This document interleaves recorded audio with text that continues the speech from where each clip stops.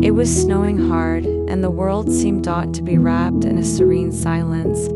Great big feathery flakes drifted gracefully Dot from the sky, piling gently onto the earth, until a pristine white blanket covered the Dot ground. Everything appeared soft, magical, and untouched, as if nature had painted a perfect winter wonderland. The rooftops, trees, and even the fences sparkled like frosted sugar sculptures, and the crisp, cold air carried with it the faint scent of pine and Dot winter cheer.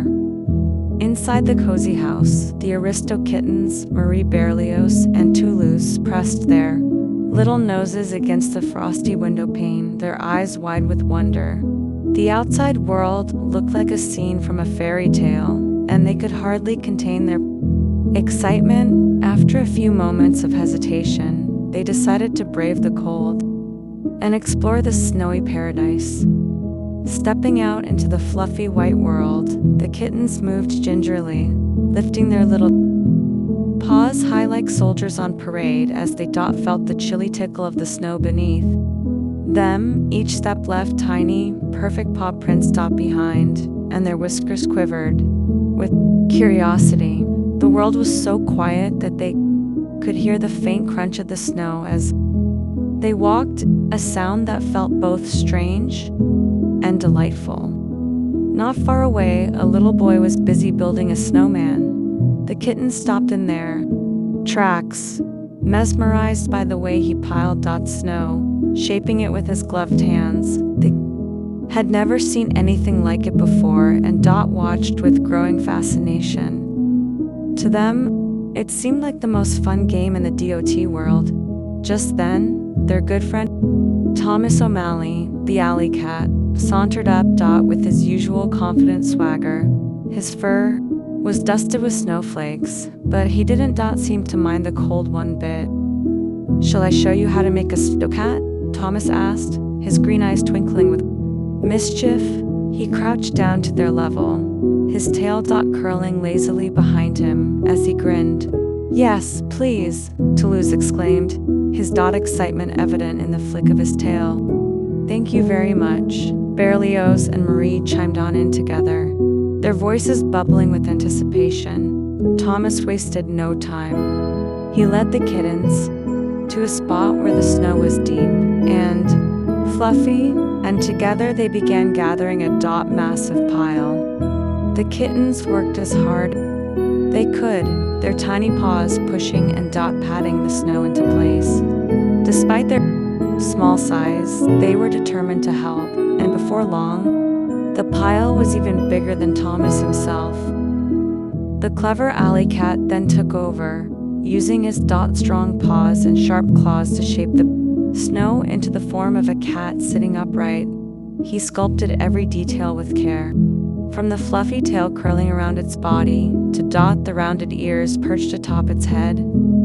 The kittens watched in awe as the snowcat slowly took shape, its frosty surface glistening in the winter sunlight.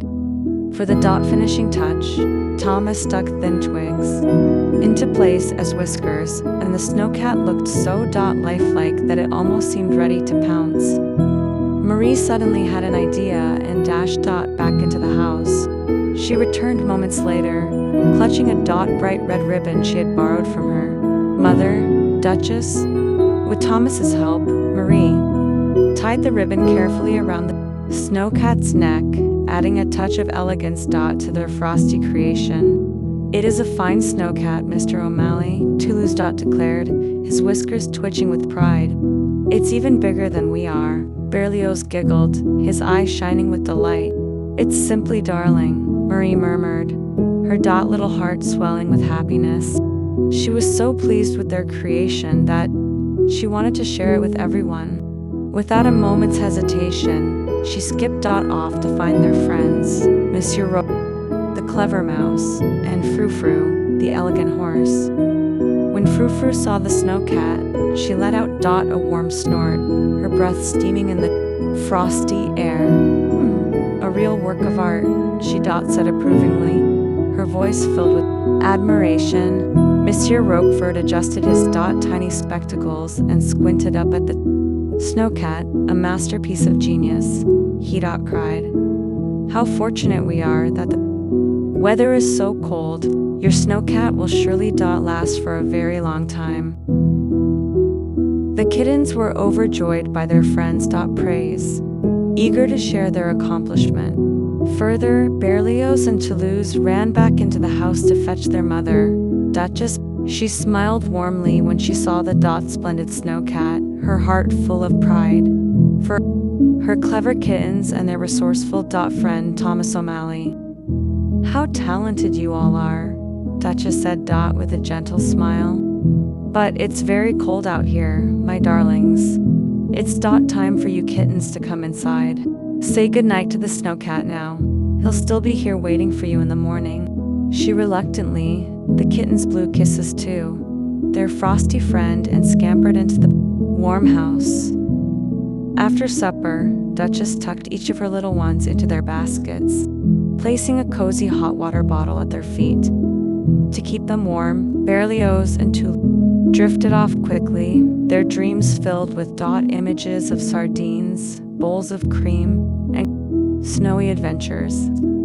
But Marie lay awake, her thoughts consumed by the tiptoed to the frosty window and peered outside. The moonlight bathed in a silvery glow, making it sparkle like a jewel. Poor Snowcat, she whispered, her heart aching for the frosty creation. I wish I could keep you warm. Unable to shake her worry, she crept downstairs, slipped outside, and placed her hot water bottle at the Snowcat's base.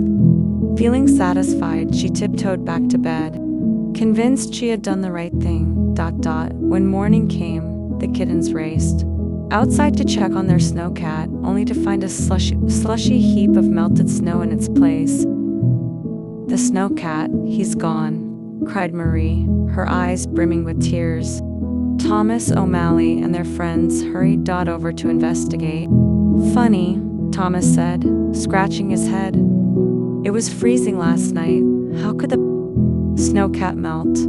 Monsieur Roquefort poked around the slush and pulled out a familiar object. What's this? He exclaimed. Berlioz and Toulouse burst into laughter, their giggles echoing through the frosty air. Oh, Marie, you're so silly, they teased. No, wonder the Snowcat disappeared. Marie's cheeks burned with embarrassment, and she hung her head. I'm so sorry, she whispered, her voice trembling. Thomas knelt down and gave her a comforting pat. Don't worry, little one. We'll make another Snowcat, and this time, we'll let the snow keep itself cold.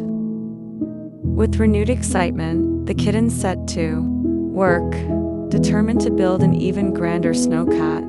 Marie smiled through her tears, grateful for her friends and their second chance. This time, she kept her hot water bottle safely inside, where it belonged.